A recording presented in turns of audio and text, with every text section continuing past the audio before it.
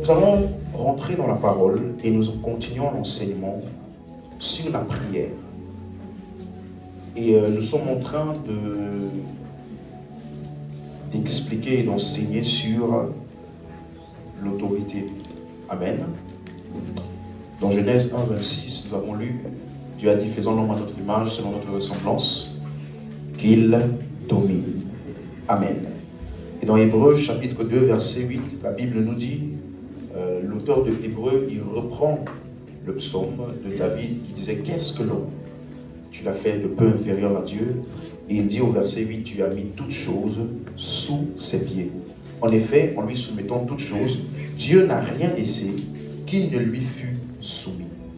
Donc, nous avons compris que qui dirige ou qui détermine ce qui se passe sur la terre? Dieu ou l'homme? Tout le monde est d'accord? C'est clair pour tout le monde? Ça veut dire que rien n'arrive sur la terre en dehors de l'homme. Et donc, voilà pourquoi il faut comprendre ça. C'est parce que on a vu au travers de plusieurs écritures que Dieu, à qui appartient la terre? Dieu. Mais il a donné le contrôle ou la gouvernance à qui? À l'homme. Est-ce que c'est clair pour tout le monde cette pensée-là? C'est très important. Et donc, on a donc commencé à voir que ce sur quoi l'homme devait exercer son autorité ou sa domination, ça parlait de quoi? Les choses, les circonstances, les mauvais esprits. Mais on a souligné le fait que Dieu n'a jamais donné la domination de l'homme sur l'homme. Est-ce qu'on se rappelle de ça? Tous les hommes devaient régner. Voilà pourquoi dans Matthieu 20, verset 25, Jésus a fait une différenciation, une distinction claire entre les royaumes de ce monde, l'autorité, la grandeur selon ce monde et le royaume de Dieu. Dans Matthieu 20, verset 25, la Bible dit, Jésus les appela et dit, vous savez que les chefs des nations, dans la version Semeur, c'est les chefs politiques, ils les tyrannisent et que les grands les asservissent. Donc voici une caractéristique de comment est-ce que les autorités de ce monde fonctionnent. Ils tyrannisent, ils asservissent. Verset 26. Il n'en sera pas de même au milieu de vous, mais quiconque veut être grand parmi vous, qu'il soit votre serviteur. Alléluia. Donc ça veut dire que quiconque aspire à la grandeur. Comment la grandeur est-elle mesurée dans le royaume de Dieu? Ce n'est pas par le nombre de personnes qui te servent. Parce qu'il dit au verset 27, quiconque veut être le premier, qu'il soit votre esclave. C'est ainsi, verset 28, que le Fils de l'homme est venu non pour être servi. Donc comment l'autorité de ce monde fonctionne? Comment quelqu'un est-il grand dans ce monde lorsqu'il a beaucoup de personnes à son service? Mais Jésus dit, il ne faut pas qu'il en soit de même parmi vous. Il dit, le Fils de l'homme est venu non pas pour être servi, mais pour servir et donner sa vie comme la rançon de plusieurs. Donc il fait une distinction entre l'autorité de ce monde et l'autorité en Christ. Et donc on a commencé donc à voir que Dieu n'avait jamais voulu que Israël puisse avoir un roi sur eux. On se rappelle de ça? Le plan de Dieu était que tous soient des rois et des sacrificateurs. Il dit, je ferai de vous une nation sainte, un royaume de sacrificateurs, ou alors une nation de rois et de sacrificateurs. Donc dans le plan de Dieu, vous voyez, c'était même pas qu'il puisse avoir quelqu'un comme Moïse, qui va faire la médiation entre le peuple et Dieu. Dieu voulait que tout le peuple soit des quoi? Des sacrificateurs. Quelqu'un comprend un peu? Dieu voulait que tout le peuple soit des rois, que tout le peuple soit des sacrificateurs. Il ne devait pas avoir un intermédiaire entre Dieu et les hommes, comme Moïse l'a fait. Vous voyez un peu? Donc, c'est important que vous compreniez ça. Voilà pourquoi dans 1 Samuel 8, le peuple a demandé un roi. Et Dieu a dit, préviens-les, quel sera le genre de roi qui va régner sur eux.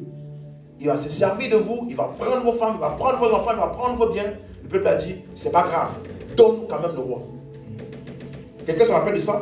Et donc du coup, c'est ce genre de roi que le peuple a choisi. Donc, J'ai expliqué ça pour dire quoi? Que les gouvernements terrestres ne sont pas le plan et les desseins de Dieu. Voilà pourquoi on les appelle les princes de ce monde. Quelqu'un avec moi? Les princes de ce monde. Ouvrez vos Bibles dans Matthieu 18, le verset 36, où Jésus a dit, « Mon royaume n'est pas de ce monde. » Répondit Jésus. « Si mon royaume était de ce monde, mes serviteurs auraient combattu pour moi, afin que je ne fusse pas livré aux Juifs. Mais maintenant, mon royaume n'est point d'ici-bas. » Quelqu'un comprend ça? En d'autres termes, si tu vois les autorités politiques de ce monde, elles ne sont pas le royaume de Dieu. Quelqu'un comprend? Jésus est en train d'expliquer clairement la distinction entre son royaume et les gouvernements terrestres. Donc, les gouverneurs, les présidents, tous ces genres d'autorités-là, ce sont des dirigeants selon le modèle de ce monde. Amen. Est-ce que quelqu'un a la page? C'est des rappels. Donc, dans Matthieu 20, verset 25, qu'on a tout à l'heure, on dit les chefs des nations les tyrannisent. Et vendredi, on a pris le temps d'expliquer que, le mot tyranniser, c'est le mot grec katakorio, qui veut dire utiliser la force. Ça veut dire que, comment est-ce que les rois ou les gouvernements terrestres, comment utilisent-ils leur autorité? Par la force. Ils imposent leur volonté. Est-ce que vous êtes avec moi jusqu'ici? Vous voyez, c'est pour ça que, si vous vous rappelez, quand ils sont venus arrêter Jésus, qu'est-ce que Pierre a fait? Il a pris une épée pour faire quoi? Défendre qui? N'est-ce pas? Donc, normalement, d'après les autorités de ce monde-là, il a fait une bonne? C'est ça? Mais Jésus dit, ne prends pas d'épée. Dans notre royaume-là, on ne dirige pas comme ça. Quelqu'un comprend maintenant? Ça veut dire que dans le royaume de Dieu, ce n'est pas par la force, ce n'est pas par la contrainte. Dieu n'exerce pas une telle autorité. Donc, pourquoi je t'explique ça? Pour que tu comprennes que quand tu vas prier pour quelqu'un, il y a des choses que la puissance de Dieu ne peut pas faire. Quelqu'un suit jusqu'ici? Peu importe comment la puissance de Dieu est dégagée, libérée, il y a des choses que la puissance de Dieu ne peut pas faire. Comment est-ce que Dieu exerce son autorité sur nous, par exemple? Il exerce son règne par la foi dans notre cœur. Dieu n'oblige pas à l'obéissance, il essaye de convaincre. Comment Dieu gagne les cœurs? Par la bonne nouvelle. Qu'est-ce que la bonne nouvelle fait? Elle te courtise. Elle te donne tous les bons aspects de ce que Dieu a fait pour toi. Il te montre à quel point, malgré tes erreurs, tes failles, tes fautes, Dieu t'aime comme ça. En fait, il te courtise par ce message pour que tu inclines ton cœur vers lui. Il n'oblige pas. Alléluia. Donc c'est pour ça que je vous ai dit que votre prière, par exemple, ne peut pas sauver quelqu'un. Votre prière ne peut pas faire grandir spirituellement quelqu'un. Amen. On va voir ça en détail. Ouvrons la Bible dans Jean 16, verset 8. On va maintenant voir comment Dieu fonctionne. Amen. Jean 16, verset 8. Jean 16, verset 8. Comment Dieu opère-t-il? Jean 16, verset 8. Est-ce que quelqu'un a trouvé? Tout le monde a trouvé? On peut lire? Quand il sera venu, en parlant du consolateur, il convaincra le monde en ce qui concerne le péché, la justice et le jugement. Donc, quelle est l'action de l'Esprit de Dieu vis-à-vis des hommes? Vis-à-vis du monde, pardon, il convainc, c'est ça? Mais ça veut dire que cette œuvre de conviction là va se passer où? Dans le... Donc ma question est-ce que l'Esprit de Dieu a-t-il convaincu tout le monde entier? Hein? Pourquoi? Parce qu'il y a des gens qui résistent. Vous suivez? Ça veut dire que Dieu, avec toute sa puissance, ne peut pas outrepasser quelqu'un qui a décidé de rejeter sa parole, rejeter sa volonté. Vous voyez? La Bible dit, par exemple, aujourd'hui, si vous entendez ma voix, n'endurcissez pas votre cœur. C'est possible que Dieu te parle et que dans sa parole, il y a toute sa puissance, mais que tu choisisses de faire quoi? D'endurcir ton cœur. Est-ce que c'est clair? Il y a des gens qui m'ont dit, donne-moi un peu plus de temps. Tu as déjà rencontré des personnes comme ça? Il y a même des personnes pour lesquelles ça peut prendre des années à l'Esprit de Dieu pour finalement les convaincre. Vous savez ça? Il y a des gens, on leur a prêché, on leur a prêché, on leur a prêché, on leur a reprêché, on leur a reprêché, année après année. Finalement, un jour, j'accepte Jésus. Tu imagines le temps que ça a pris à l'Esprit de Dieu. Au temps de Noé, là, ça a pris combien de temps? 120 ans. Je n'ai pas dit que tu dois prier 120 ans, mais je dis qu'à cette époque-là, voilà, imagine le temps que ça a pris. Le temps que l'Esprit de Dieu, il dit, mon esprit ne plaidera pas toujours avec l'homme. Ses jours seront de 120 ans. Donc, ça veut dire pendant 120 ans, à chaque fois que Noé prêchait, il y avait une œuvre de conviction pour que les gens puissent accepter ce message, mais plusieurs choisissaient de le rejeter. Est-ce que tu comprends un peu ça? Je t'explique ça pourquoi? Parce que tu dois comprendre que la puissance de Dieu pour le salut, elle agit où? Dans le cœur. Donc en fin de compte, qui doit prendre la décision de croire? La personne. La puissance de Dieu ne surimpose pas ou n'outrepasse jamais l'autorité de l'homme. Tu vois, suis-moi. C'est pour ça que chaque homme rendra compte. Parce qu'il est responsable. Chaque homme rendra compte, la Bible dit, de toutes tes paroles vaines. En parlant de, il dit, par tes paroles tu seras justifié et par tes paroles tu seras condamné. En d'autres termes, le choix que tu as fait vis-à-vis de la parole de Dieu ou de l'évangile de Christ, tu en es responsable. Quelqu'un avec moi? Donc il faut que nous comprenions. Donc quand je prie pour quelqu'un, je dois être conscient qu'il a une volonté. Donc, il ne faut pas dire, j'ai prié pour lui, mais ma prière, non, ça n'a pas marché. Non, ta prière a marché. Quelqu'un avec moi? Mais ta prière, c'est ta volonté. Et ta volonté ne peut pas se surimposer sur la volonté de l'autre personne si elle ne le veut pas. Donc, je peux prier intensément pour toi. La puissance de Dieu ne va jamais outrepasser toi, ta volonté. Donc, tout ce que ma prière va faire, c'est t'amener à prendre la décision que tu dois prendre. Quelqu'un avec moi jusqu'ici? Donc, dans ce cadre-là, vous pouvez donc comprendre que personne ne nous est soumis en Christ. Dans ce sens que je viens d'expliquer là. Ça veut dire que tu ne peux pas dire, au nom de Jésus, tu es sauvé. Ça là, ça ne peut rien faire. Quelqu'un avec moi? Parce que même les incroyants, ils ne sont pas soumis à nous. On n'a aucune autorité sur eux. C'est pourquoi en Christ, quand on dit que soumettez, la Bible dit soumettez-vous les uns aux autres. C'est un acte de notre volonté. Ce n'est pas une domination. Ça veut dire que je le fais volontairement, par amour et par crainte de Dieu. Mais tu ne vas voir aucun verset ou une session d'enseignement aux démons. Soumettez-vous aux chrétiens. Non. Qui veulent, qui ne veulent pas. Qui soient au courant ou pas. C'est pas. Quand on dit sort, qu'est-ce qu'ils font? Ils sortent. Pourquoi? Parce qu'ils sont soumis à nous. Vous voyez la différence? Mais nous, on doit t'instruire. Soumets-toi. Parce qu'il faut ta permission. Il faut ta permission, que ton autorité que tu utilises sur toi-même pour te soumettre. Et tu vois, tu m'as fait une petite parenthèse. C'est la même chose dans le mariage. On dit femme, soumettez-vous à vos... Quelqu'un a compris ça? On n'a pas dit femme, tu es soumise. On te donne une instruction pour que volontairement tu puisses le faire. Je sais qu'il y a des cultures où ils parlent de la soumission comme étant un ordre.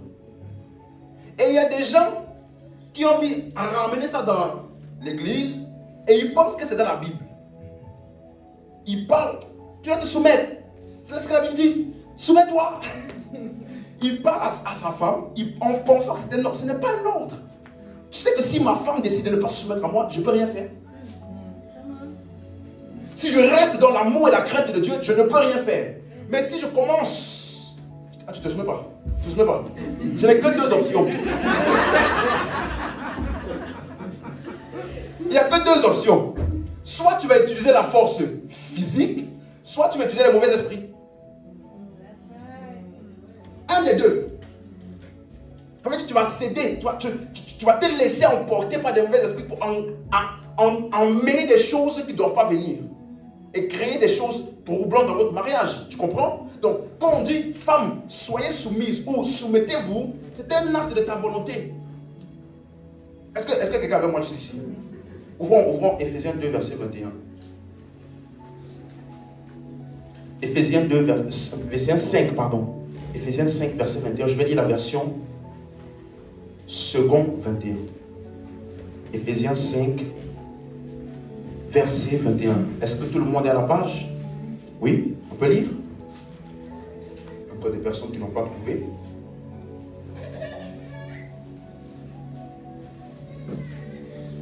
Regardez ce qu'il dit. Soumettez-vous les uns aux autres dans la crainte de Dieu. Donc ici, il parle de qui? Entre frères et sœurs. Ok?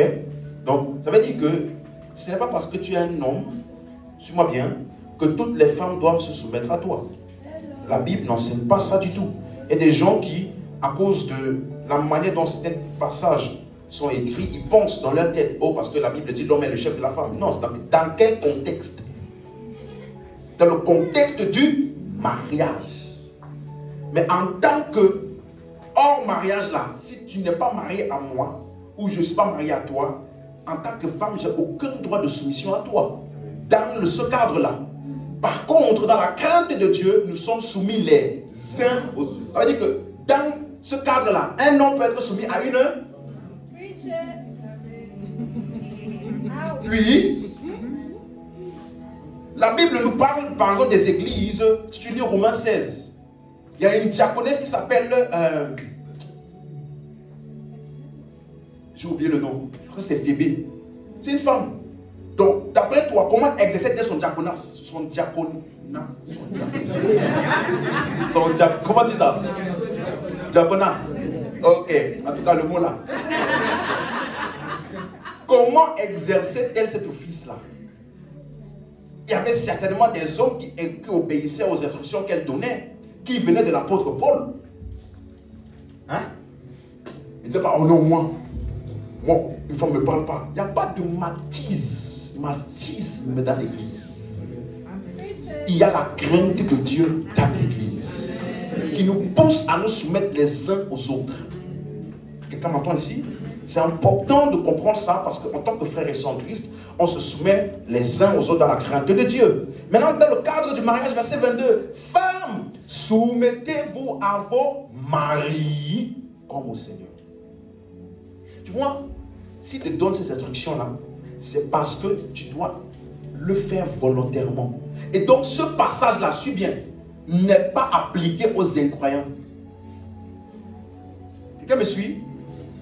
Il parle comme au Seigneur. Ça veut dire que si l'incroyant, Jésus n'est pas son Seigneur, dans quelle conscience va-t-il appliquer ça? Regardez-moi. Donc, faut pas... Cela se fait dans la crainte et surtout dans l'amour. C'est pas que tu te réveilles un matin, oh femme, soumise. C'est pas comme ça que ça se passe. Alléluia. Donc, quand la femme se soumet ou quand l'homme aime, Marie, aimez vos femmes, nous sommes en train de marcher à la lumière de la parole de Dieu dans notre mariage. Nous nous soumettons comme l'acte de notre volonté dans la crainte du Seigneur. Amen. C'est clair? Donc, que ce soit dans l'église, lorsque je me soumets à mon pasteur, à mon leader spirituel ou dans le mariage, en fait, je leur cède de mon autorité. C'est moi qui ai l'autorité et je fais volontairement de me soumettre. Je prends le temps d'expliquer ça pour que vous compreniez, parce qu'il y a une ligne fine que les gens dépassent souvent parce qu'ils veulent avoir le contrôle. Tu vois, quand tu expliques la soumission, personne ne peut te contrôler. Quelqu'un me suit? Même dans l'église, Jésus a dit, si un frère, il parle, il n'écoute personne, même le pasteur, il n'écoute pas. Il n'a pas dit, maudissez-le. Comme ça, il va comprendre son... Non. pardonnez. Il ne sait pas. C'est un ignorant. Vous voyez? Ça veut dire que, en tant que ton pasteur, si tu décides de ne pas m'obéir ou de ne pas écouter ce que je te dis, je ne peux rien faire. La seule chose que je peux faire, c'est prier pour toi. Tu comprends ça? Je ne peux que prier pour toi. Il ne faut pas commencer à... Si quelqu'un ne t'obéit pas en tant que pasteur et tu commences à menacer, tu es passé de l'autre côté. Et comme j'ai dit, si tu veux que quelqu'un t'obéisse de force, tu n'as que deux options. Soit tu vas utiliser la force physique, soit tu vas céder au mauvais esprit. C'est pour ça que je me rappelle, il y a un frère, il était parti d'une église. Il avait dit au pasteur, je pars de l'église. Le pasteur a dit, tu pars. Tu quittes ma couverture. Est-ce que tu sais les choses que ma couverture a bloquées? Est-ce que tu connais le nombre de malédictions générationnelles que ma couverture a bloquées? Si tu pars, il a donné l'espace. Souvent là, il donne des exemples maintenant à l'église. Quand ils sont un peu énervés parce que quelqu'un est parti, ce genre de choses-là. Il a donné un exemple à l'église, il a pris un parapluie. Il est descendu de l'estrade comme ça. Il a dit, frère, venez, venez, venez. Le frère a pris 2-3 cailloux. Regardez, quand vous êtes sur la couverture d'un homme de Dieu, regardez ce qui se passe. Il a mis le parapluie comme ça. Il a jeté les cailloux. Le caillou, est-ce que le caillou t'a touché? Non. Est-ce que le caillou t'a touché? Non. Maintenant, il a levé le parapluie. Il a dit, imaginez maintenant que tu quittes la couverture. Imagine toutes les choses maintenant qui vont t'atteindre. Et le frère, malgré ça là, il est parti. Quelques mois après, il est revenu. Il est à genoux. Il dit, pasteur, quand j'ai quitté l'église, j'ai fait un accident. Quelques temps après, je suis rentré à la maison. Le vent a emporté le toit de ma maison. Et puis, ma voiture prit le feu. J'ai compris, pasteur. Je reviens à l'église. Si c'est vraiment le pasteur qui a fait ça là, hein, il a cédé au mauvais esprit. Tu suis? Dieu ne retient jamais personne par peur. Quelqu'un me suit? Voilà pourquoi celui qui décide de ne pas croire en l'évangile, Dieu ne le menace pas. Quelqu'un comprend? Donc, c'est de cette manière que nous fonctionnons. Ouvrons dans Hébreux 13, le verset 17. Vous voyez la différence entre les deux? Il y a une soumission qui est dans l'église, qui est faite dans la crainte et dans l'amour, et volontairement, à cause de la conscience spirituelle que j'ai. Tu es avec moi jusqu'ici? Hébreux 13, le verset 17. Hébreux 13, verset 17. Obéissez à vos conducteurs, ayez pour eux de la déférence. Dans la version second 21, c'est, au lieu de ayez pour eux de la déférence, il dit soumettez-vous à eux. Car ils veillent sur vos âmes, comme devant en rendre compte, qu'il en soit ainsi afin qu'ils le fassent avec joie et non en gémissant, ce qui ne vous serait d'aucun avantage. Soumettez-vous à eux. Donc, pourquoi on a besoin de te dire ça? Pour que tu puisses le faire volontairement. Vous comprenez maintenant? On ne peut pas, on n'enseigne pas aux situations ni aux démons, obéissez aux chrétiens. Non, non, non, non. Eux, ils sont soumis. Et nous exerçons sur eux la domination. Par contre, sur les hommes, si soumission il y a, elle doit être volontaire, dans l'amour, par la foi et dans le cœur. Est-ce que tu es avec moi jusqu'ici? C'est clair? Est-ce que c'est clair? Donc, lorsque j'exerce mon autorité dans la prière, lorsque je prie pour les gens, je dois être conscient de ça. La puissance de Dieu, soit elle va courtiser la personne, soit elle va mettre les situations en place à la disposition pour que la personne puisse prendre une certaine décision. Mais en fin de compte, qui prend la décision? La personne. Il ne faut pas dire, quelqu'un priait pour moi, et puis j'ai perdu le travail. Mon mariage a échoué. Ceci s'est passé jusqu'à ce que j'ai décidé de donner ma vie à Jésus. Ce n'est pas Dieu qui agit comme ça. Est-ce que tu es avec moi? Il faut comprendre ça. C'est très important. Et c'est pourquoi, dans Romains 10, verset 14, il dit, comment invoqueront-ils celui dont ils n'ont pas entendu parler? Comment entendront-ils parler? C'est la personne qui prêche. Donc ça veut dire, c'est ça le dilemme de l'homme qui n'a pas cru. Donc, si je prie pour un incroyant, il faut d'abord se demander de quoi est-ce qu'il a besoin. Est-ce que l'incroyant là, c'est ma prière qui peut le sauver? Non, il a besoin d'entendre pour croire et invoquer le nom du Seigneur afin d'être sauvé. Donc, il a besoin de croire en l'évangile. Donc, qu'est-ce qu'il a besoin? Il doit invoquer, il doit croire. Donc, je ne peux pas prier pour qu'il croit. Quelqu'un avec moi jusqu'ici? Donc, l'Esprit de Dieu, qu'est-ce qu'il fait? Il convainc. Voilà pourquoi, j'ai déjà expliqué ça ici, dans le jardin d'Éden. Dieu a parlé par amour. Voici, tu pourras manger tous les arbres du jardin. Mais, pour l'arbre de la connaissance du bien et du mal, tu ne mangeras pas. Car le jour où tu en mangeras, Il n'a pas dit, tu ne peux pas manger. Que tu veux, que tu ne veux pas. C'est moi qui décide. Ce n'est pas moi qui l'ai créé. Non. Il lui a dit ce qu'il devait faire et il lui a laissé le choix. Ça veut dire que Dieu ne peut pas arrêter le péché. Il juge le péché. Sur le jour où tu en mangeras, tu mourras. Dieu ne peut pas arrêter le péché. Quelqu'un comprend ça? Ça veut dire que Dieu ne peut pas t'empêcher de pécher. Est-ce que vous comprenez? Et le péché est la première rébellion de l'homme contre Dieu. Et Dieu, dans ce cas, ne peut non plus arrêter l'incrédulité. Vous suivez ça? Toutes les choses qui peuvent arrêter, ça se passe où? Dans le cœur. Donc, il faut qu'on comprenne.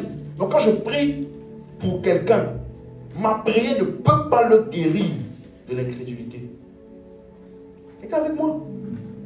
S'il doit guérir de l'incrédulité, il doit entendre le message de l'évangile. Ce n'est que comme ça que son incrédulité peut être guérie. Donc, tu vois que si je prie pour une chose et je prie pour un homme, ce n'est pas la même chose. La chose n'a pas de volonté. La chose n'a pas besoin de recevoir ma prière. Mais la personne, peu importe à quel point je veux et que je prie, elle doit en fin de compte faire quoi? Sa volonté est impliquée. Est-ce que quelqu'un avec moi jusqu'ici? Il faut que tu comprennes ça. Donc, ça veut dire que je ne peux pas prier pour les choses comme je prie pour les hommes. Je ne peux pas prier pour les hommes de la même manière que je prie pour les choses. Suis-moi. Je ne peux pas prier pour les circonstances qui relèvent de l'autorité des hommes comme je prie pour les choses. C'est pour ça que souvent, ce que les gens appellent prière non exaucée là, c'est parce qu'ils appliquent les mauvaises règles pour le mauvais type de prière. Tu ne peux pas prier pour une chose de la même manière que tu pries pour une personne. Ce ne sont pas les mêmes règles. Est-ce que c'est clair pour quelqu'un? Amen. Est-ce que tu as déjà remarqué par exemple que lorsque tu veux agir ta foi pour recevoir par exemple la guérison pour toi, c'est différent de quand tu vas prier pour quelqu'un d'autre, pour que l'autre personne a reçu la guérison? Ce n'est pas la même chose. Vous suivez maintenant? Si je dis à un démon, sors au nom de Jésus, il va faire quoi? Il va? Parce que lui, il est. Mais je ne peux pas dire à un homme, va. Et puis il va. Comme le centurion. Vous voyez que quel type d'autorité le centurion lui utilisait? L'autorité des hommes, l'autorité politique, l'autorité du monde. Mais Jésus, lui, il utilisait quoi? L'autorité spirituelle. Vous voyez maintenant? C'est cette nuance-là qu'il faut avoir. Donc, pour ne plus avoir ce que les gens appellent prière non exaucée, qui en fait est un mythe, il faut d'abord te poser la question, à quoi ai-je affaire? Pourquoi exactement je suis en train de prier? Cette chose pour laquelle je prie là, ou cette personne-là, à quoi ai-je affaire? Est-ce que c'est clair pour quelqu'un? Si tu pries par exemple, je vais donner cet exemple, pour la promotion dans ton travail, est-ce que ça implique la volonté de quelqu'un? Oui. Qui? patron. Est-ce que son autorité, sa volonté est-elle impliquée? Oui. Donc, je ne veux pas prier pour ça. Comme pour une chose qui ne dépend que de moi. Tu es avec moi? Si tu agis ta foi pour recevoir de l'argent, j'ai une question. L'argent là, ça va venir d'où? Hein? Ou bien c'est au ciel? Ou c'est miracle money? Miracle money, ça dépend de personne. C'est les anges qui viennent déposer l'argent dans ton sac.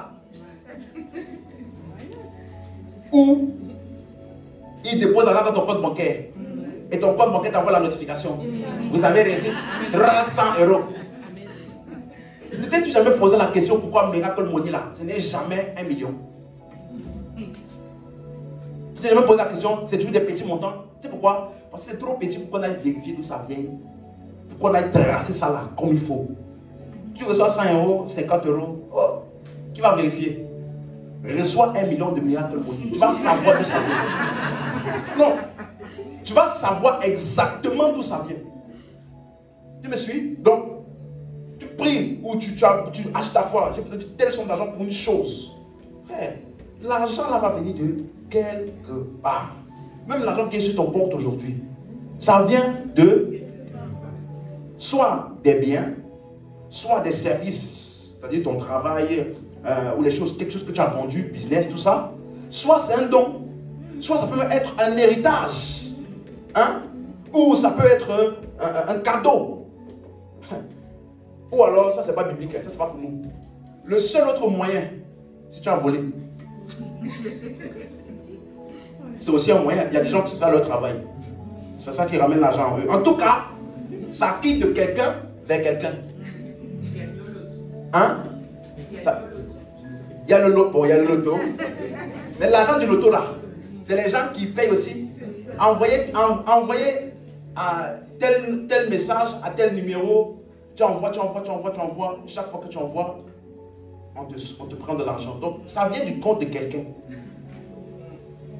Donc, même l'argent du loto ne vient pas du ciel.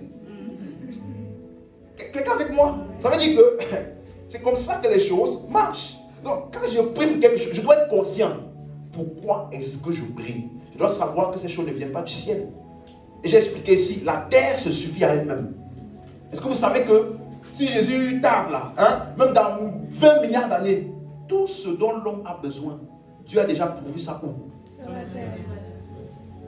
Il n'y a rien qui va venir du ciel. Amen. Oh, mais pourquoi la pauvreté? La pauvreté, c'est juste qu'il y a certains endroits qui ont plus de ressources que d'autres. Et donc, le partage est mal fait. D'autres exploitent pour leur intérêt aux dépens des autres. Mais sinon, ce qui est disponible sur la terre est suffisant pour tout le monde. Donc, tu dois être conscient de ce genre de choses quand tu pries. Amen. Donc, on va parler de tout ça par la suite. Je vais bien prendre mon temps d'expliquer ces choses-là. On va même parler du cas quand toi tu veux prier avec quelqu'un. Ça, c'est beaucoup de gens font ces erreurs-là. Tu vas prier pour quelqu'un. On prie pour ça, on prie pour ça, amen. Et puis vous commencez à prier sans vous accorder exactement. C'est quoi exactement qu'on va prier? Parce que pendant qu'un prie pour lier, l'autre de l'autre côté est en train de prier pour délier. Et puis à la fin vous dites, mais Seigneur pour cette prière. Oh! Mais donc, quelqu'un comprend? On va voir tout ça là pour bien comprendre. Parce qu'on peut prier ensemble, hein, mais nos prières sont opposées. Toi ta prière à Marseille, l'autre prière à Bordeaux. Donc, tout ça là, on va prendre le temps de bien expliquer ça. Alléluia. Donc, je veux conclure sur ce point-là. Est-ce qu'on est d'accord? Dieu ne peut pas arrêter le péché. C'est ça? Ni l'incrédulité. C'est ça? Dieu ne peut pas arrêter le doute. Hein? Dieu ne peut pas arrêter la peur. Voilà, c'est pour ça que Dieu dit, ne crains pas. Il n'a pas dit, j'enlève là. Il ne peut pas. C'est à toi de ne pas craindre. Ne crains pas.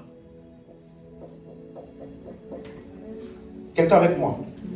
Donc, il faut qu'on comprenne ça. 2 Corinthiens 4, verset 3. 2 Corinthiens 4, verset 3.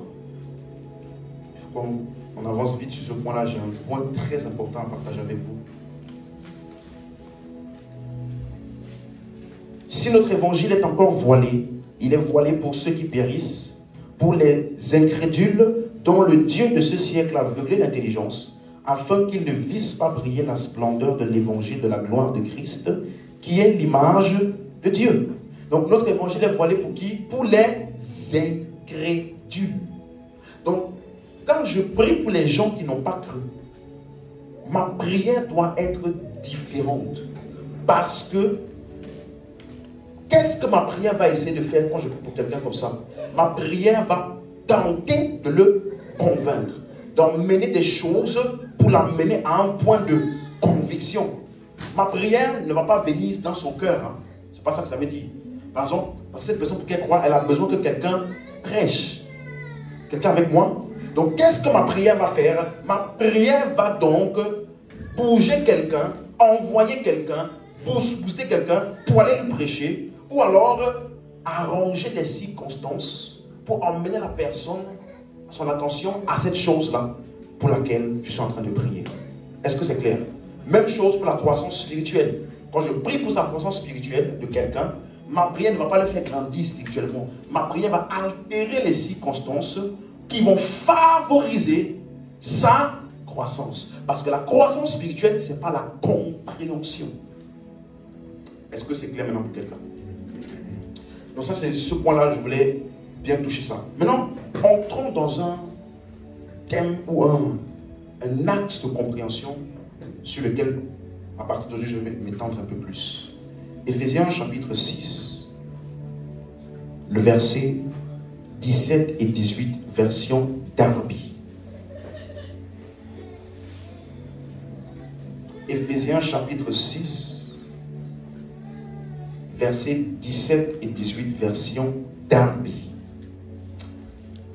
Quand j'enseigne souvent sur ce texte-là, je prends le temps de vous expliquer que la Bible n'a pas été écrite avec des versets, ni des virgules. Ok?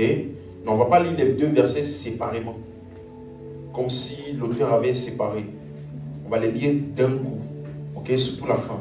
Il dit, prenez le casque du salut et. Je vais enlever tout ce qui est versé, virgule, là, pour que vous puissiez comprendre. Il dit, prenez donc l'épée de l'esprit, qui est la parole de Dieu, priant par toutes sortes de prières et de supplications, en tout temps par l'esprit. Vous avez compris? L'épée de l'esprit, c'est quoi qu'il appelle l'épée de l'esprit? La parole de Dieu priant. Pas la parole de Dieu que je lis. Ce qu'on appelle l'épée de l'esprit, ce n'est pas la parole de Dieu que je lis ou que je déclare. C'est la parole de Dieu priant par toutes sortes de prières et de supplications par l'esprit. Quelqu'un avec moi? Donc, ça veut dire, ce dont il parlait ici, c'est la prière par l'esprit. C'est ça qui est l'épée de l'esprit, qui est la parole de Dieu priant. Vous comprenez? Et il dit maintenant, par toutes sortes de prières et de supplications. Vous avez moi, toutes sortes. Ça veut dire qu'il n'y a pas un seul type de prière. Il y a toutes sortes de prières ou de manières dont nous utilisons nos paroles, selon des règles différentes. Si tu joues au football avec les règles du tennis, laisse-moi te dire, il y a de très fortes chances que tu fasses beaucoup d'erreurs. Et que tu n'arrives pas au résultat escompté, c'est ça? Donc, avant de commencer à prier, il faut se demander à propos de quoi je prie. Si je prie pour la France, comment prier pour la France? Vous voyez, j'encourage certains mouvements qui sont très zélés. Et comme je dis toujours, la connaissance est mieux que le zèle. Parce qu'un zèle sans connaissance, elle va produire la frustration. Tu vas faire beaucoup d'efforts sans les résultats escomptés. Il y a des gens qui, Seigneur, que le réveil vienne en France. Nous prions pour la France. Que la France soit sauvée. Cette prière n'est pas intelligente. Elle est trop vague. Ça veut dire quoi? Ta prière est dirigée vers quoi? Quelqu'un avec moi? Si je prie pour la... Regardez un texte. 1 Timothée chapitre 2 verset 1. 1 Timothée, chapitre 2, verset 1.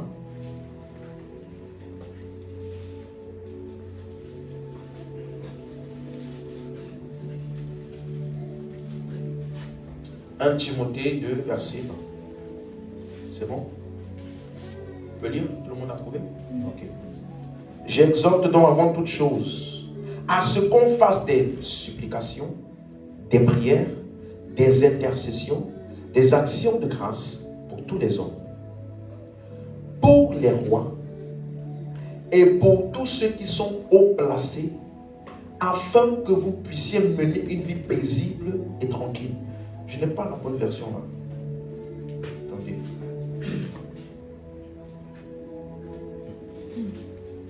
Oui, voilà.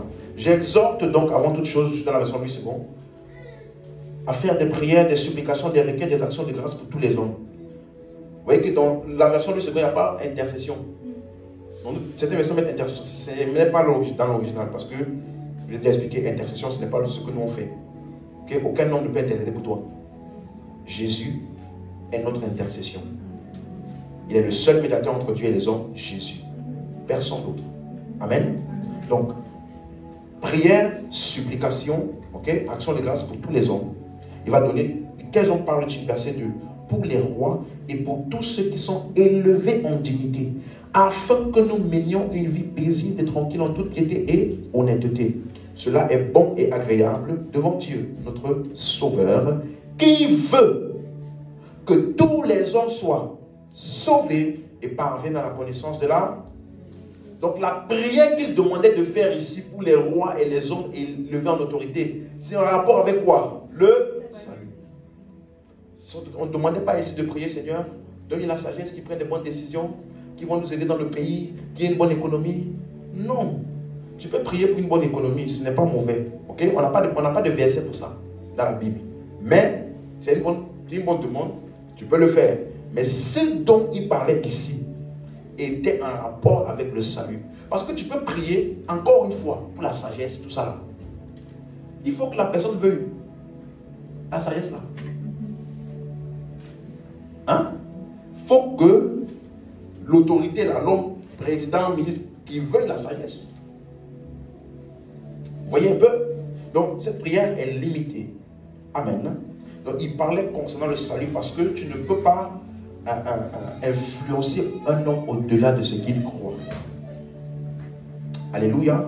Donc cette prière était en rapport avec le salut. Pourquoi est-ce que j'ai pris ça? Il te dit que pour qu'il y ait une vie paisible dans le pays, l'avancement des choses, on ne prie pas pour le pays. On prie pour les hommes élevés en autorité. Est-ce avec moi? Donc, il est en train déjà ici d'emmener ce qu'on appelle des prières intelligentes. Maintenant, à partir de maintenant là, je veux toute ton attention. Ouvrons nos Bibles dans Luc 22, verset 31. Vous allez voir, Jésus a prié pour Lazare. Jésus a prié aussi dans Jean 17 pour ses disciples et pour l'église.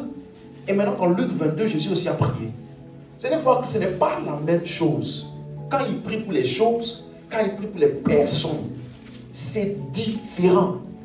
Est-ce que vous suivez? Regardez comment Jésus va prier. Luc 22, verset 31. Si quelqu'un a trouvé, il peut lire pour nous, s'il vous plaît. Et quelqu'un peut lire aussi dans la version King James en français.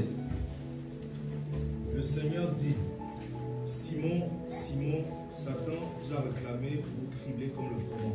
Ok. Mais j'ai prié pour toi. Attends.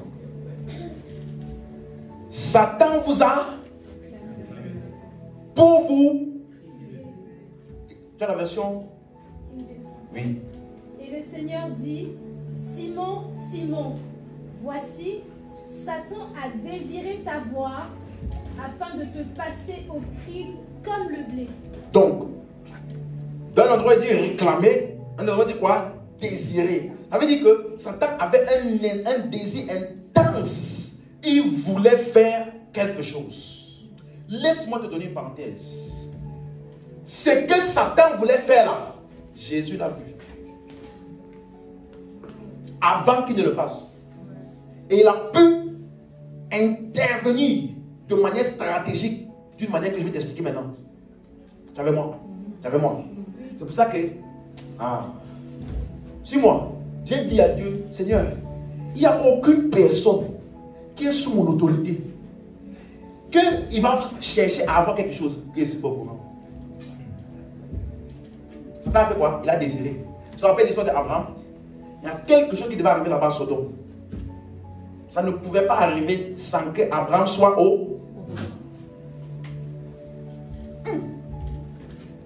Regarde bien ça. Donc, Satan a désiré. Mais, j'ai prié pour toi. Le mot désirer là, ça veut dire réclamer, exiger. Donc, la question est, qu'est-ce que Satan voulait faire exactement? Quand tu dis ça, est-ce que tu as une idée de ce qu'il voulait faire? Hein? Ça veut dire quoi? Qu'il perde la foi, qu'il abandonne. Ok? Qu'il les détruit. Ça veut dire quoi détruire? Les tuer. Ok? Il voulait les distraire pour qu'ils suivent plus Jésus. Les distraire pour qu'ils suivent plus Jésus. Dans toutes vos réponses là, est-ce que vous avez un appui biblique qui explique toutes les interprétations que vous avez données là? Qu'ils désobéissent à la parole. Ok. On va voir ça ensemble. Qu'est-ce que Satan voulait faire exactement? La première chose, Jésus a identifié Satan 2 fois en rapport avec Pierre. La première fois, c'était où? Dans Matthieu 16. Vous vous rappelez? Il a dit, arrête de moi Satan. Mais comment Jésus a identifié Satan dans Pierre? Dans ce que Pierre a dit. Tu es avec moi? Là, c'était la première fois. Maintenant, la deuxième fois, c'est ici dans Luc 22. Donc, comment Jésus a-t-il repéré? Qu'est-ce que Satan désirait faire? Ça veut dire quoi? Les cribler comme le froment. Ça veut dire quoi? Où est-ce que ça va se passer? Comment est-ce que Jésus a prié? Je vais relire ça maintenant doucement avec vous. Simon, Satan vous a réclamé pour vous cribler comme du froment. Première vérité. Il n'a pas dit Simon, Satan t'a réclamé. Satan, ça veut dire c'était pas que Pierre, c'était aussi les 12, ok, les 11. C'est clair?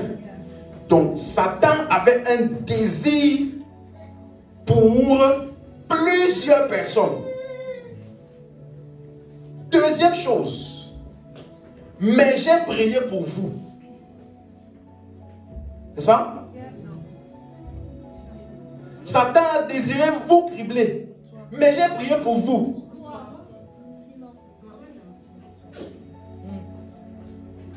Donc Satan veut vous cribler vous tous, mais je ne prie pas pour vous tous.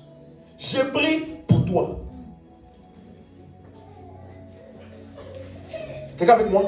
Ne loupe pas ce qu'il t'explique. Si tu loupes ce qu'il t'explique là, tu vas gaspiller beaucoup d'efforts. Ça veut dire que si Jésus priait pour eux tous là, il allait perdre du temps. Il y a des prières stratégiques qui sont intelligentes. Ça veut dire qu'au lieu de concentrer une puissance qui va aller un peu ici, un peu ici, un peu ici, un peu ici, un peu ici, un peu ici, un peu là-bas, un peu là-bas, un peu là-bas. Non. Je concentre toute la puissance sur une personne. Bien que je sais que l'attaque est pour plusieurs personnes. Ok. Avance. Satan a désiré vous cribler, vous tous. Mais, vous tous là, vous n'avez pas été mon sujet de prière. J'ai prié pour toi, Simon. Ok. J'ai prié pour toi afin que Satan ne te réclame plus. C'est pas ça? J'ai prié pour toi pour que Satan ne vienne plus contre toi. C'est ça?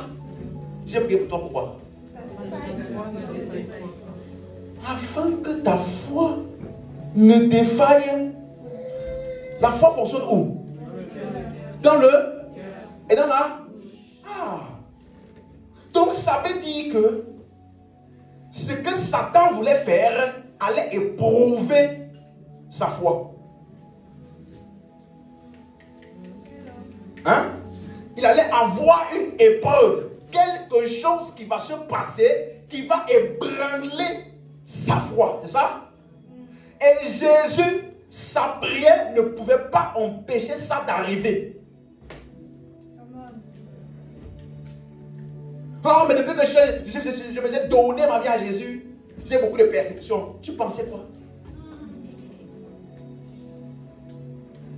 Quelqu'un comprend? La prière de Jésus n'a pas pu empêcher Satan d'occasionner quelque chose qui va éprouver sa foi. C'est pour cela que la Bible nous dit, regardez comme un sujet de joie les épreuves par lesquelles vous passez. Dieu ne peut pas t'empêcher d'être éprouvé. Dieu ne peut pas t'empêcher d'être tenté. Même s'il veut. Voilà pourquoi Dieu lui-même, dès qu'il est devenu homme, il a été tenté. Pour te montrer à quel point ici là, tu seras éprouvé et tenté. Aucune prophétie ne peut te faire sortir de ça. Dis amen, hein? Amen. J'ai prié pour toi. Pas pour que l'épreuve ne vienne pas. J'ai détecté une action de Satan ciblée vers toi. Je n'ai pas prié pour que ça ne vienne pas. Parce que ma prière ne peut pas empêcher ça. Mais j'ai prié pour que ta foi ne défaille. Donc, suis-moi bien. Qui ou qu'est-ce qui devait donc arrêter Satan?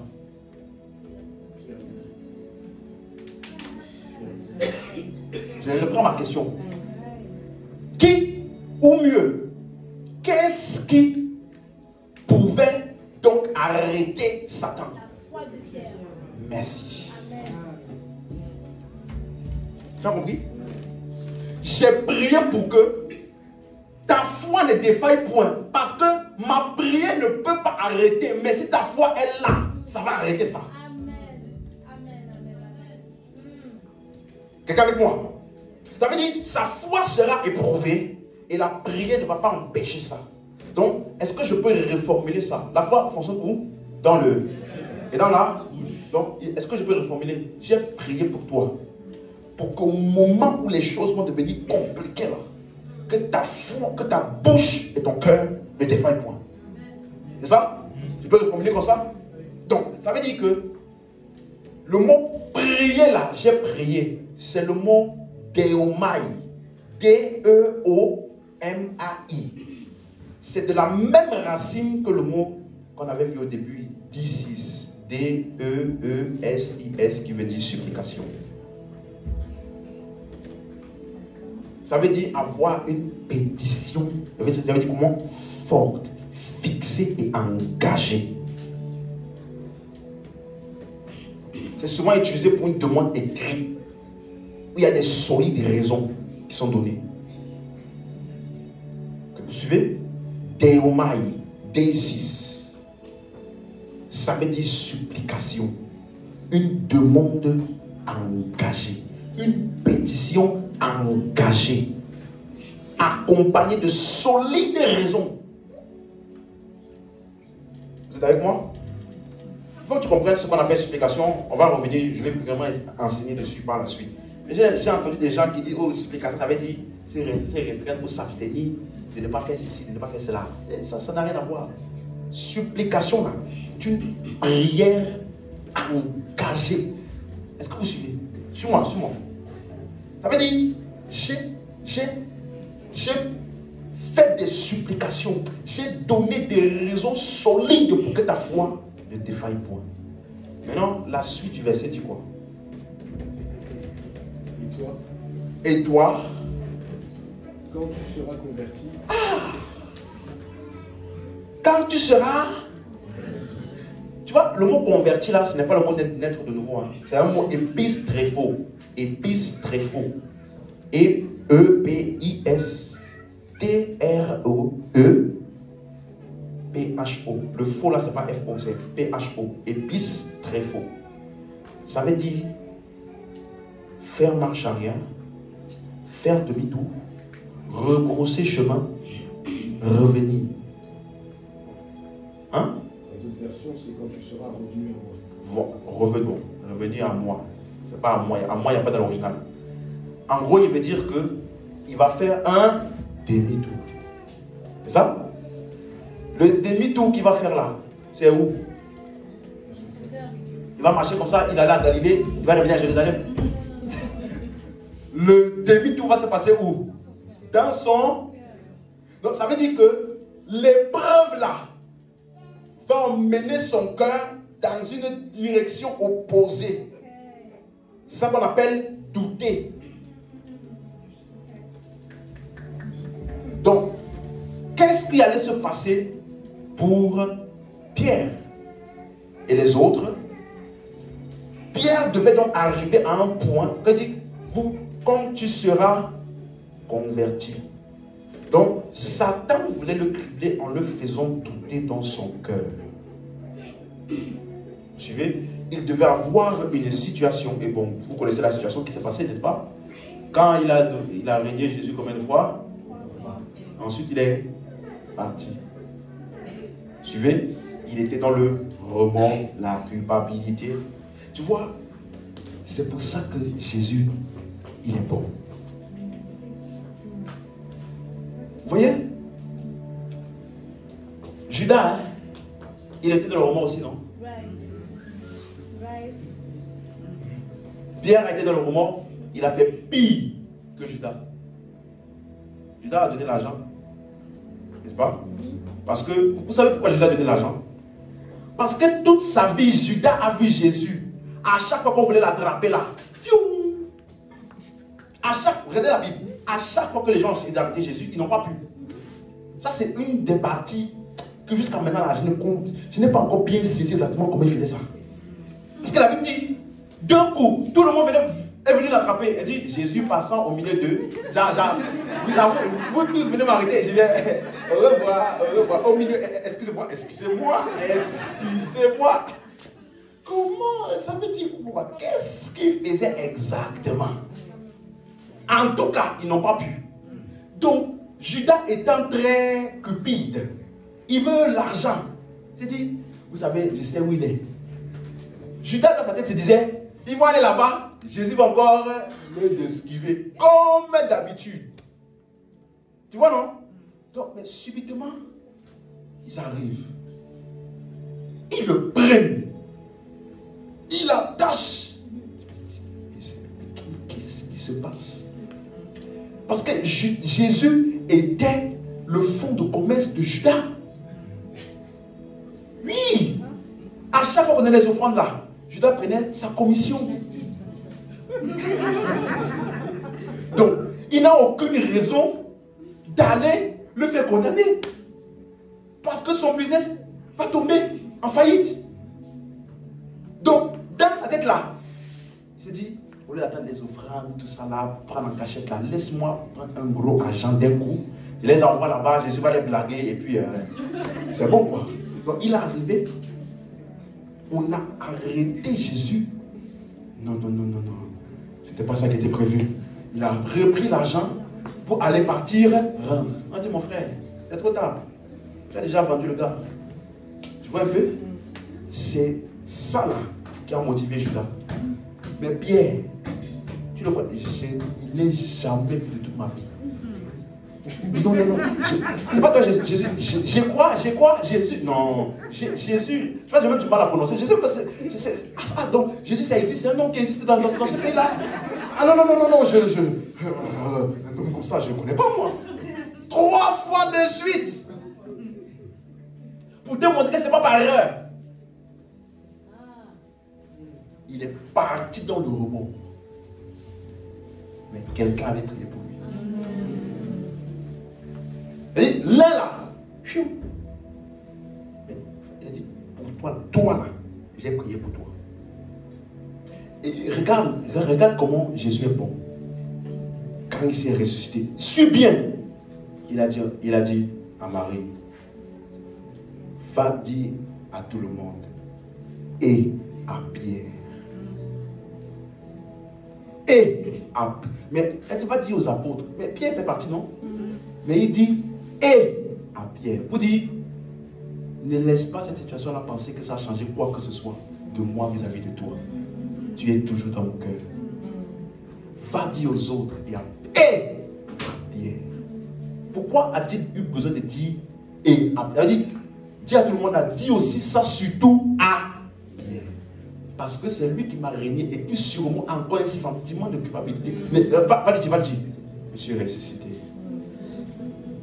Et je vous retrouverai en Galilée.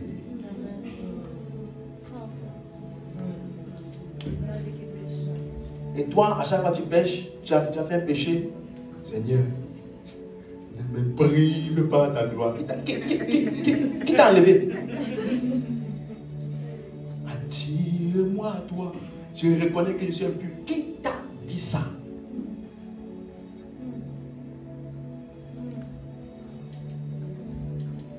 Et à Pierre. Donc je viens de dire aussi, et à toi la sœur. Et à toi le frère. Dieu n'a rien contre toi. Au contraire, tu es toujours dans son cœur, ses pensées. Et si jamais tu as fait un péché grave, laisse-moi te dire, ça n'a pas arrêté son plan. Amen. Parce que Pierre n'a pas quitté ce que Jésus lui avait dit. Regardez, quand tu seras converti, fais quoi? Amen. Donc, ta position de leader pour les frères n'a pas changé malgré ton reniement. La position et le plan dans mon plan là pour toi n'a pas changé. Ne pense pas que parce que tu m'avais régné, que maintenant là je t'ai changé pour te mettre maintenant le dernier. Non. Quand tu seras converti, occupe la position que j'avais toujours prévue pour la famille des frères. Donc, mon péché n'annule pas le plan de Dieu. Non. Il ne change pas d'avis à mon égard à cause d'une erreur que j'ai faite.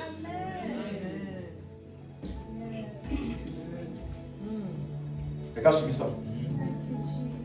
Donc, ça montre que quand tu seras converti, donc Pierre devait arriver à un point ou à un moment où il devait être ébranlé. Et ça ne devait pas être boire. Mais tu vois, la puissance et l'autorité de Jésus étaient limitées, n'est-ce pas? Pour Pierre, il y a des choses que sa prière ne pouvait pas faire. Ça n'a pas empêché d'être tenté, d'être éprouvé. Mais il a quand même trouvé une manière d'exercer une autorité pour le résultat escompté. C'est ça. C'est ça qu'on appelle les prières intelligentes. Donc, j'ai prié pour toi. Mais quand tu te seras relevé, quand tu auras fait demi-tour là, maintenant, affermis tes frères. Ça veut dire, je ne peux pas arrêter Satan à ta place. C'est à toi de le faire. Et une fois que tu l'auras fait, fortifie les autres. En d'autres termes, quand tu seras converti, ça veut dire donc quoi? Quand tu auras résisté. Suivez? Quand tu auras résisté. Affermir, c'est le mot stérizo. Ça veut dire stabiliser. Rendre inébranlable. Stabiliser. Rendre inébranlable. Ça veut dire que Pierre avait un rôle stratégique pour les 10 autres. Suivez? Il avait un rôle clé.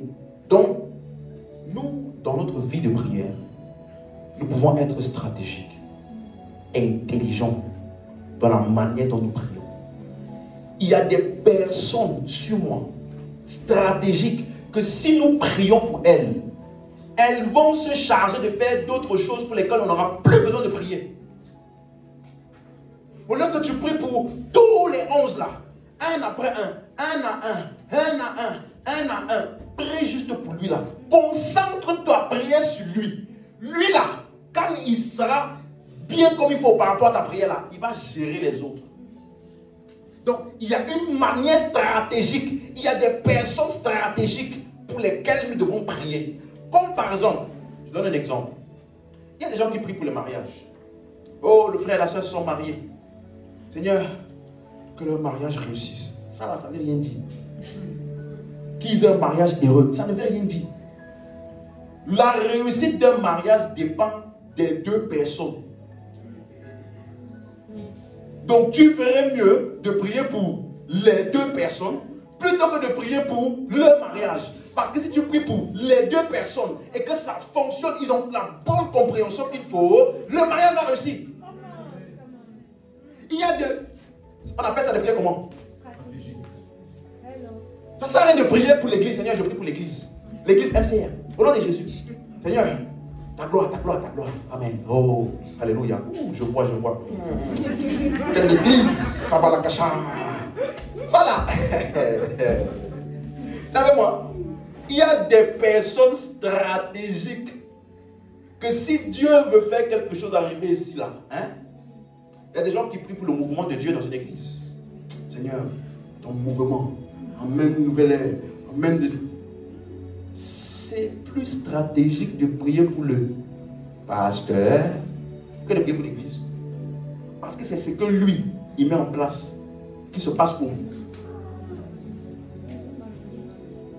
Vous voyez pourquoi quand nous prions ici les vendredis, tu vas prier, Seigneur, illumine les yeux de tous les chrétiens de la France, qu'ils puissent comprendre le message de Christ. Ça là, si on a cherché 60 millions, un à un comme ça, prie plutôt pour le dirigeant de l'église.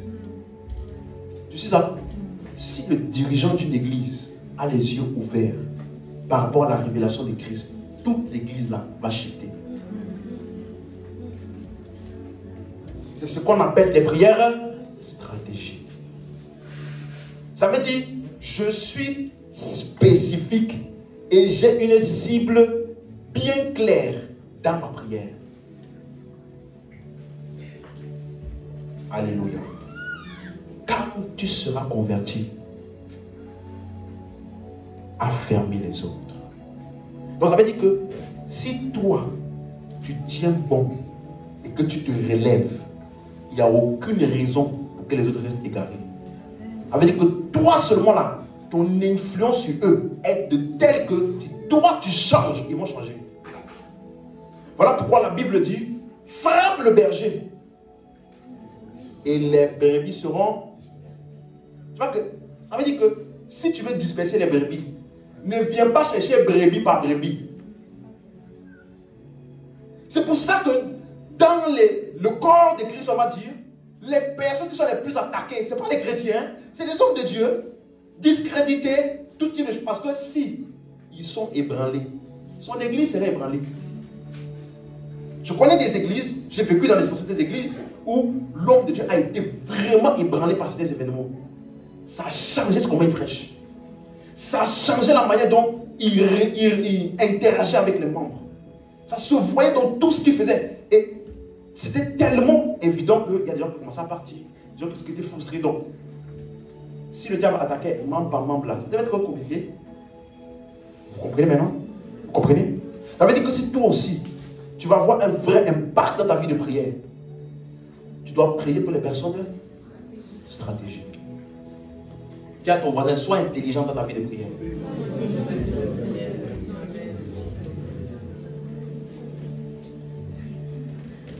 Alléluia. C'est pour ça que je dis, quand il se passe quelque chose, quelqu'un est attaqué dans le corps de Christ, il ne faut pas juste prier pour les églises, prier pour les églises. Non.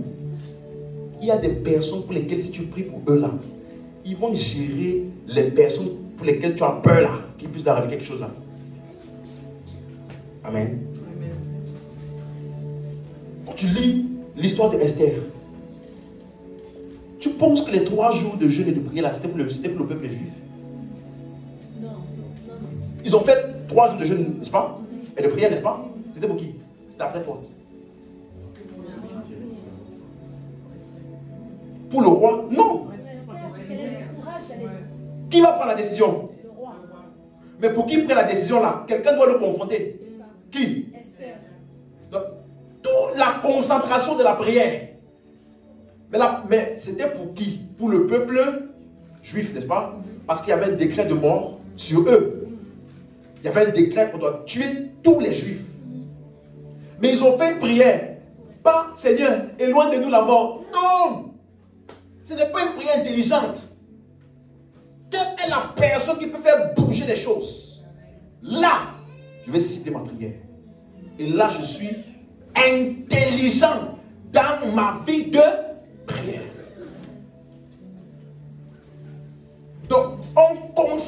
prière sur une personne, pour que quand elle arrive devant lui là, elle va parler comme il faut. Elle va dire les bons mots. Elle va même entrer de la bonne manière, marcher comme il faut, peu importe encore. Tout ce qui doit être fait pour que le roi là soit apaisé et prenne la décision là, ça vient vers elle. Et elle est arrivée, elle a parlé au roi, sans être invitée. Non seulement le roi lui a tendu son sceptre, il a écouté ce qu'elle avait à dire et il a changé d'avis. Mais si on avait prié, tous les ennemis du peuple juif, au nom de Jésus, au nom de Jésus, au nom de Jésus, qui tombe et meurt, qui tombe et meurt. Aujourd'hui, là, il n'y a plus de peuple juif.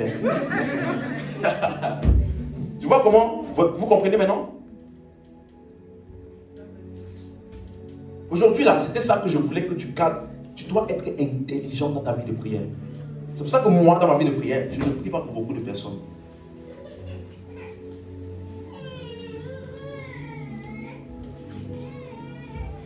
Il y a des personnes que si je prie pour eux là, j'ai prié pour toute la nation. Il y a des hommes de Dieu pour lesquels je prie. Ici en France, s'ils ouvrent leurs yeux au message de Christ, c'est 90% des chrétiens ici en France qui vont ouvrir les yeux. Donc, au lieu d'aller les combattre, oh lui là, il ne connaît pas. Je vais prier pour lui. Et la Bible dit, dans l'espérance, qu'un jour Dieu leur donne la repentance pour parvenir à la vérité.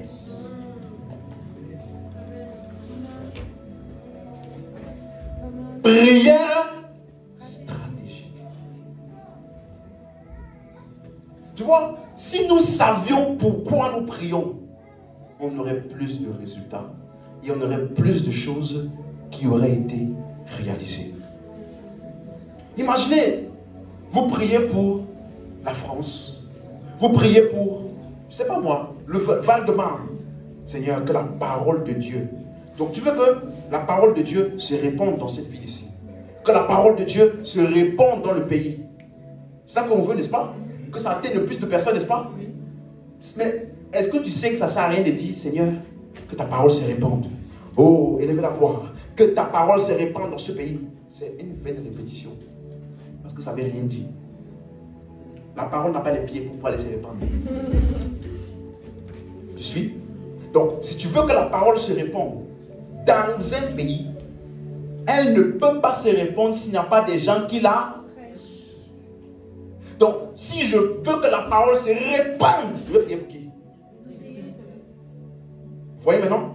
Regardez, je vous donne un texte. On appelle ça prière stratégique. Ne loupe pas. Écoute-moi, ça te fait gagner du temps dans la prière. Parce qu'on n'a pas beaucoup de temps pour prier. J'aimerais avoir 24 heures pour prier, tout 24 sur 24, pour prier pour tout le monde, 24 heures sur 24, comme ça, on n'a pas le temps. Donc, le temps qu'on a de prier là, il faut que ça soit stratégique. Regardez, 2 Thessaloniciens 3, verset 1. 2 Thessaloniciens 3, verset 1.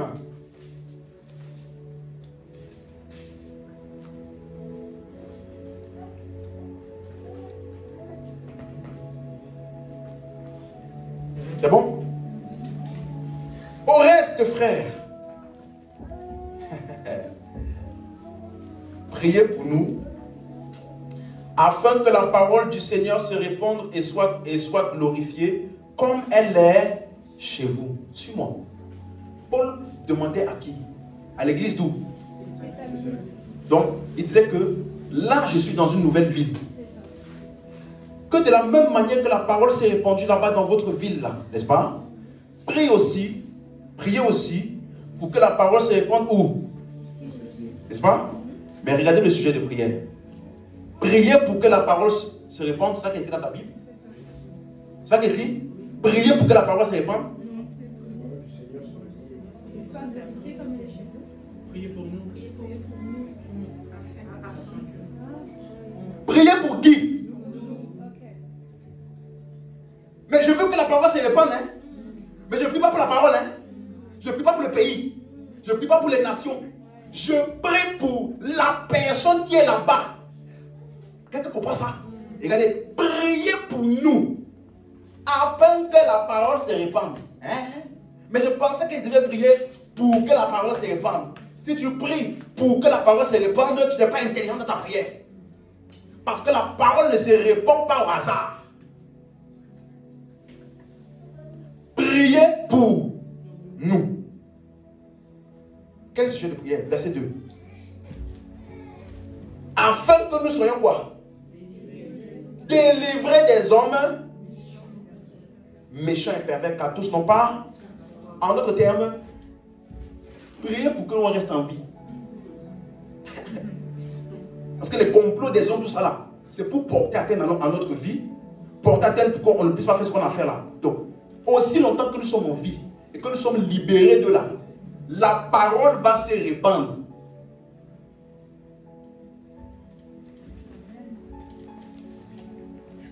Tu dois être intelligent dans ta vie de prière.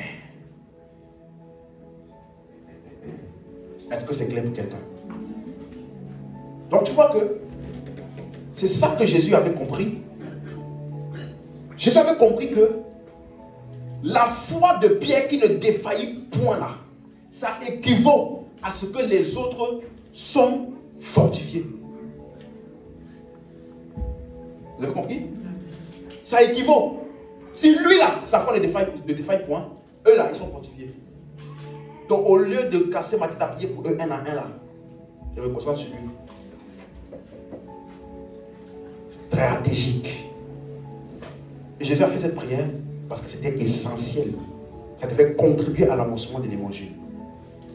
Donc on doit se poser les bonnes questions. Quels sont les sujets de prière dont nous disposons?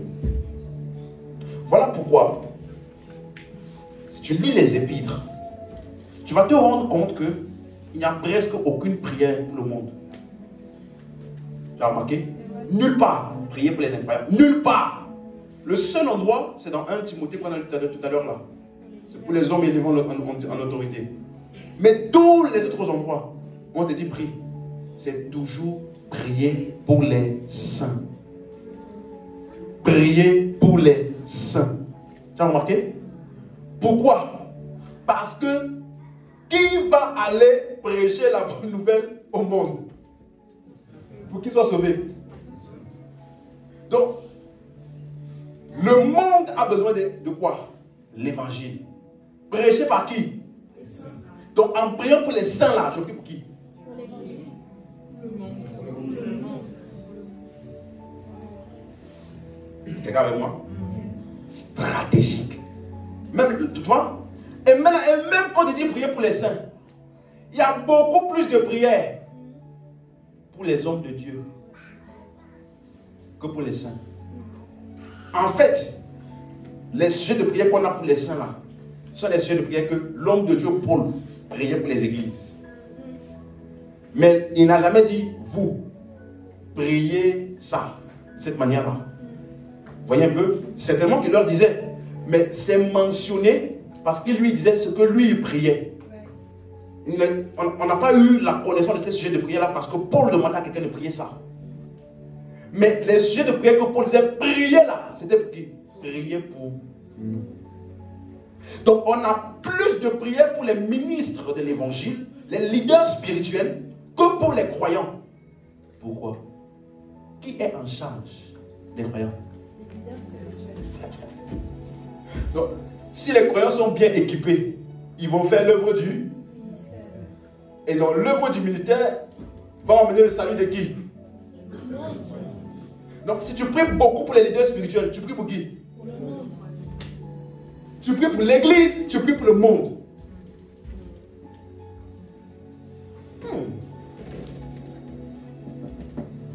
Quelqu'un a trouvé ça?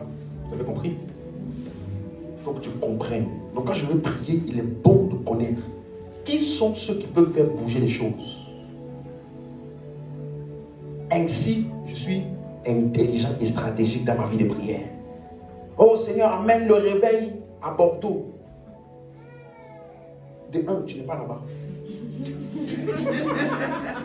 Non, je vous explique. Donc tu es limité. Deux, il y a des gens qui vivent déjà là-bas, qui ont déjà des positions là-bas. des chrétiens déjà qui sont affaiblis là-bas. Qui a besoin? Le réveil là, ça ne descend pas du ciel. Non! Le réveil, c'est des personnes, vous voyez non, qui emmènent ça. Vous comprenez ce que j'explique? Donc tu ferais mieux de prier pour ces personnes-là, qui ont un certain niveau d'autorité là-bas, et qui peuvent faire bouger les choses là-bas. Donc, Seigneur, que ta parole se répande à Bordeaux, c'est une vaine répétition, ça ne veut rien dire. Alléluia. Ça peut emmener quelques résultats. Si tu veux être efficace dans ta vie de prière, tu dois être intelligent dans ta manière de prier. Et c'est ça qu'on va voir par la suite, quand je vais commencer à parler des supplications. Parce que ça doit être fixe, ferme et direct. Tu vois, quand tu fais les prières de supplication, ce n'est pas j'espère ou. Ça veut dire quand ça se produit là, tu ne sais pas, il n'y a pas de zone d'ombre ou de doute. Tu sais. Parce que c'est engagé, c'est fixe, et tu es engagé dans cette prière-là. Tu attends un résultat. Alléluia. Donc quand Jésus a prié pour Pierre, quelle est la chose clé? Que sa foi ne défaille point. Que son cœur et sa bouche ne soient pas, ne défaillent point dans l'épreuve. Amen. Donc il y a des choses pour lesquelles nous n'avons pas d'autorité. Tu ne peux pas arrêter l'ennemi pour quelqu'un. J'ai expliqué ça, n'est-ce pas? Tu ne peux pas. C'est la personne qui peut stopper l'ennemi elle-même. Donc, je peux prier pour l'aider à prendre la bonne décision. Vous suivez? Je peux l'aider dans la prière qu'au moment venu. Vous voyez, d'après vous, pourquoi la Bible dit veillez et priez afin de ne pas tomber en... On n'a pas dit veillez et priez pour ne pas être tenté. Que tu veilles, que tu pries, tu seras. Mais ta prière va aider qu'au moment de la tentation, tu prennes la bonne décision, c'est de résister. Donc, la prière fournit une énergie spirituelle, une force spirituelle qui aide ta volonté au moment de l'épreuve. Donc, quand je prie pour quelqu'un, il est fortifié. Et donc, au moment de l'épreuve, il va faire des choses que par lui-même tout seul, peut-être sans prière, il aurait cédé. Donc, je peux l'aider à prendre la bonne décision, à faire ce qu'il doit faire. Parce qu'en fin de compte, qui doit faire? Lui. Quelqu'un comprend maintenant? C'est comme si tu as faim. Personne ne peut manger à ta place. Elle dit, je peux manger comme ça, en passant pour toi. Tu auras toujours faim. Oui ou non? Mais je peux t'aider en prenant la nourriture, en menant où? Peut-être que tu n'as pas la force de prendre là pour amener jusqu'à là. Je peux t'aider jusqu'à amener ici. Toi, au moins, tu dois faire quoi? C'est ça la prière. Il y a des gens, faire tout ce qu'ils doivent faire là. Des fois, à cause de tout, des choses qui sont, ils n'ont pas la force, ils ne font pas. Donc, quand tu pries lui, ta prière lui fournit une énergie spirituelle. C'est pour ça qu'on appelle ça puissamment fortifié dans l'homme intérieur par l'esprit. Afin que vous puissiez tenir ferme contre les ruses du diable, par exemple. Fortifiez-vous dans le Seigneur pour pouvoir tenir ferme. Ça veut dire que sans prière, sans force spirituelle, c'est à ta portée, hein, soit de résister ou bien de céder. Mais à cause de ton état, de ton système de pensée, tout ça là, à ce moment-là, tu peux céder. Mais quelqu'un prie pour toi. La circonstance qui t'est arrivée là, tu trouves en toi une énergie qui te dit, c'est vrai que c'est chaud, mais je continue de tenir ferme. Tu vois? Et Jésus dit, parce que j'ai prié pour toi, pour que ta foi ne défaille pas. C'est-à-dire que c'est ta foi qui va l'arrêter. Si ta foi défaille, son plan là pour toi là va pleinement s'accomplir. Mais je vais prier pour que ce que ta foi leur fait là, tu puisses le faire. Vous voyez maintenant? Donc quand tu vois un croyant qui n'est pas bien spirituellement, qui n'avance pas comme il faut, ne va pas voir ton frère. Tu vois le frère là, il est vraiment en ce moment là, il est vraiment par terre. Hein? On ne voit pas, on dirait qu'il a rétrogradé. Hein? On dirait qu'il est... Ça là, ça ne va rien changer dans sa situation. Mais il y a une chose que tu peux faire et qui peut amener un vrai changement. Tiens-toi dans le lit de prière pour lui. Ta prière va lui fournir une énergie pour qu'il puisse prendre la décision qu'il doit prendre. Quand tu seras converti, ça veut dire quand tu auras pris la bonne décision de résister et de revenir sur le bon chemin. Mais qui a prié pour lui pour qu'il passe cette décision-là? Jésus. Donc ma prière ne fait pas prendre la décision à sa place. Ma prière ne fait pas changer la chose à sa place. C'est lui qui doit le faire. Mais ma prière peut l'aider à prendre cette décision-là. Et ça, nous avons une grande puissance pour le faire. Alléluia. On peut se lever.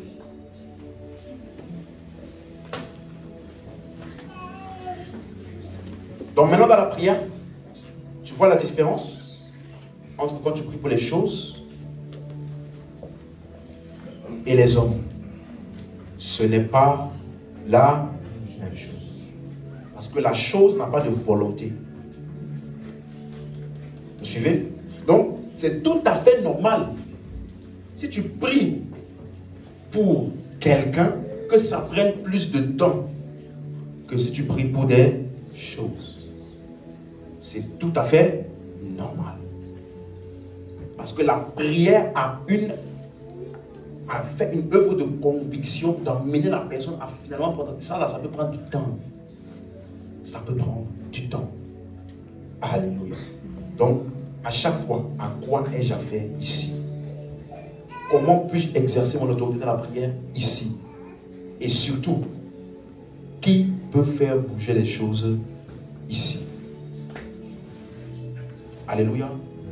Aujourd'hui, là, refuse de perdre du temps dans la prière pour rien. Refuse de prier des prières qui vont dans tous les sens. Paul dit, nous combattons non comme battant dans l'air. C'est ce que ça veut dire. Tu donnes des coups, mais ça ne fait rien. Et il y a des gens comme ça. Je brise, j'invoque, je brise. Pendant 3 heures, tu fais ça. Tu n'as rien fait. Sois stratégique. Qui peut faire bouger les choses? C'est quoi le sujet? Tu vois, ça veut dire que avant de prier là, des fois, il faut t'asseoir. Ne commence pas à quelque chose qui arrive. Au nom de Jésus, non! Des fois là, il faut prendre le temps de t'asseoir. Quel est le changement que j'ai besoin de voir?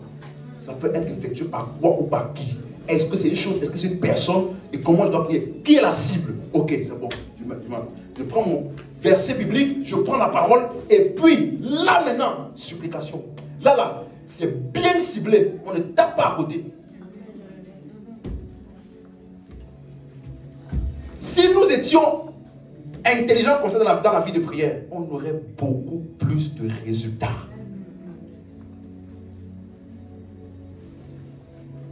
Alléluia. Je t'ai dit, en tant qu'homme, nous sommes limités vis-à-vis des autres hommes. Tu suis, hein? On est limité parce qu'ils ont une volonté. Mais, on a des moyens, malgré cette limite-là, de prier d'une certaine manière pour quand même avoir le résultat escompté. Ma prière ne peut pas te sauver, mais je peux prier d'une manière pour qu'en fin de compte, tu sois sauvé. Comment? Je vais prier pour que Dieu envoie des personnes constamment vers toi. Jour après jour, tu seras accéléré de l'évangile. Et puis, les circonstances autour de toi vont tellement t'amener à voir la bonté de Dieu, à voir qu'il t'aime, à voir qu'il veut te sauver. Tout ça là, ensemble, là, c'est le résultat de ma prière. En fin de compte, sans que je n'ai influencé ta volonté, tu vas accepter le salut. Donc, je suis limité vis-à-vis de la volonté de la personne, mais je ne suis pas vulnérable ou alors ce n'est pas une fatalité. Je peux quand même prier d'une certaine manière pour que le résultat escompté puisse se réaliser. pourquoi je vous ai dit ça? La prière de supplication est une application intelligente de l'autorité dans la prière. C'est une application intelligente. Ça veut dire, j'applique l'autorité de manière comment? Intelligente. Amen. C'est clair pour quelqu'un? Quelqu'un a compris? Je veux que tu partes d'ici là, étant conscient de ça. Que quand tu viens pour prier là, tu ne pries pas dans tous les sens en espérant qu'un jour quelque chose se passe. C'est pas comme ça que ça fonctionne. Alléluia. On sait pourquoi nous prions et nous comprenons ce que notre prière est censée réaliser. Amen. Alléluia. Amen. Élève la voix là où tu es. Merci Père.